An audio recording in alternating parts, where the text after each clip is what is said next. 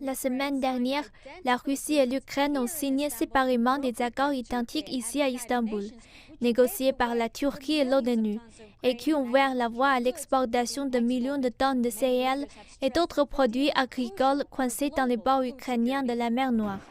De nombreux dirigeants ont souligné que l'accord était crucial pour la sécurité alimentaire mondiale. Les navires inclus dans l'initiative bénéficieront d'un passage sûr dans les eaux fortement minées par l'armée ukrainienne. Les installations portuaires et les navires seront protégés de toute activité militaire conformément à l'accord.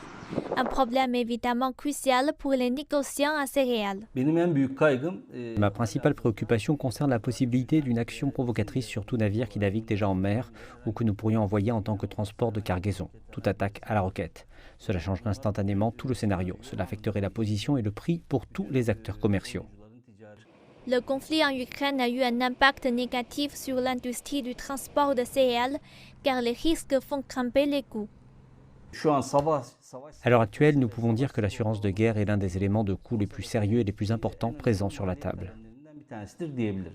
Dès que les cargaisons de céréales commenceront à être exportées des ports de la mer Noire, les mouvements des navires commerciaux seront surveillés afin de garantir le respect de l'initiative par les représentants de la Turquie, de la Russie, de l'Ukraine et des Nations Unies au centre de coordination conjoint lancé à Istanbul cette semaine. Des inspections sur les navires devraient également avoir lieu lors de leur départ des ports ukrainiens et à leur arrivée dans les ports turcs.